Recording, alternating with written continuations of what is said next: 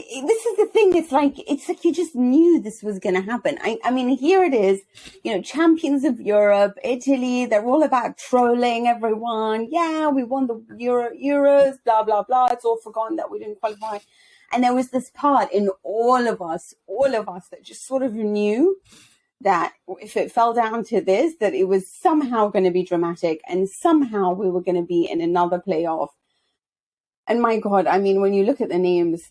And when you know it's that 12 teams in the playoffs and only 3 go to the World Cup, there is a little part of me that I'm not gonna lie, that died. So yeah, I was willing to just, I don't know, chat on Twitter, like start internet dating, whatever it was. But I just did not want to watch this game. Like, I was mostly just listening to it or reading the comments because I actually couldn't look. And the one time I did look, I'm like, Kaiser! Oh, that was so close. And then Donnarumma in the middle of nowhere. And I'm thinking, yeah, I'm done with this. Like, just for the sake of my mental health, like, for the sake of and the physical health here too. Why? Why do we have to go through this, Nicky? Oh, I mean, I haven't quite sort of come to terms with it yet. I think maybe I did have a little bit of the Roberto Mancini, still the resets, but not out yet in my head. But the more I look at the playoff, as you said, so it's not, I don't know if everyone's even familiar with this. I think a lot of people haven't really been paying attention to the qualifying structure of the World Cup, because people don't until they're suddenly thrust into the situation. It's not like in previous years. So in the previous World Cup, Italy had a 2-legged playoff with Sweden to decide if they'll go to the World Cup or not. Now what you have is a semi-final and a final. So Italy, as one of the top seeds, will be paired with one of the unseeded teams in the semi-final. But then in the final, and there are 3 sort of mini brackets basically of 4 teams, they will play whoever won the corresponding semi-final. So at that point, it could be, it's assuming that Italy can win a semi-final, which even against an unseeded team, we should not take for granted right now. But if they did, it could be a Portugal, it could be a Scotland, it could be a Sweden, in case that name is needed to send shivers back down Italian spines. It's just so dismal, Mina. It's so dismal. And I think for me, like, there's a need to separate out what's happened, right? It's one thing to finish behind Switzerland, who are not some joke team. Switzerland knocked France out of the Euros, the actual Euros, not qualifying, the actual Euros, not many months ago, who took Spain to penalties at those same Euros. They're a serious team. It's one thing to not be able to score in a one-off game away to Northern Ireland, who haven't conceded a goal at home all through qualifying. I can compartmentalize those two things. What I can't compartmentalize is that Italy have not won 7 of their last 9 games they failed to win in 90 minutes. They've only won 2 of their last 9 matches inside 90 minutes. And that, to me, is big, big, big problems for a team that now has to go and win 2 playoff games to get to World Cup.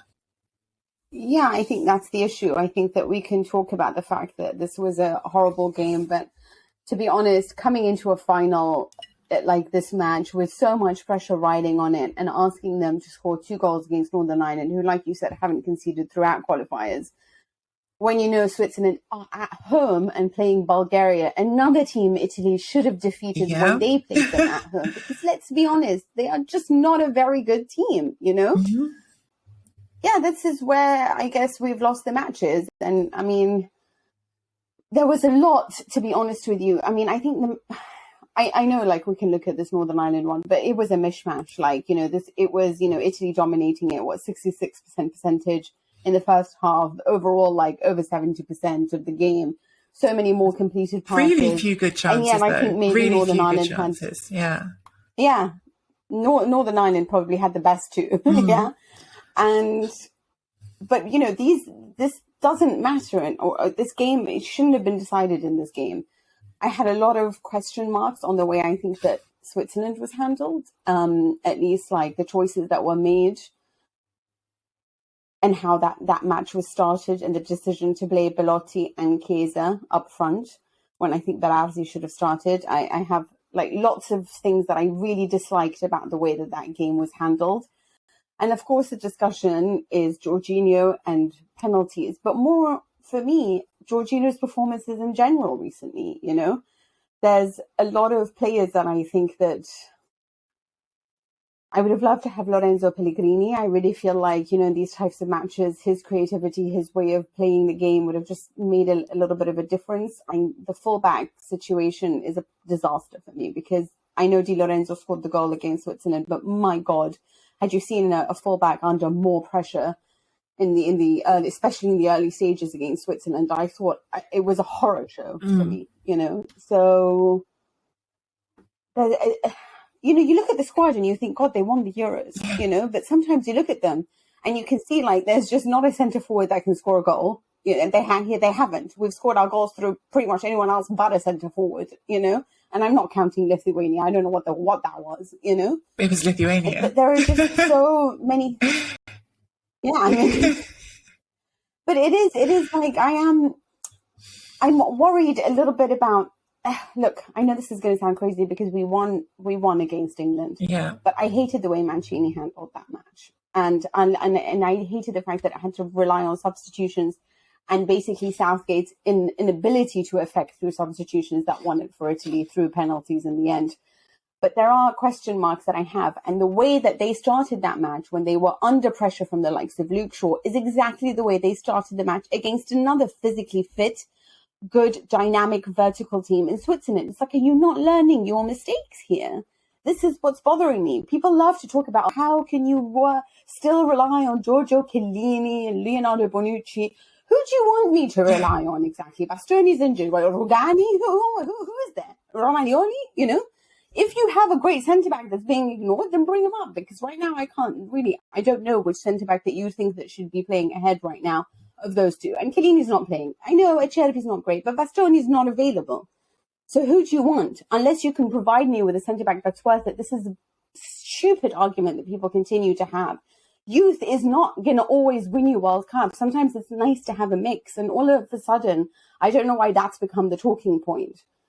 The talking point that we have to discuss is A, should Jorginho win the World Cup? B, should he be taking penalties, win the Ballon d'Or? Yeah. I'd love him to win the World Cup. Let's all win the World Cup. Yeah.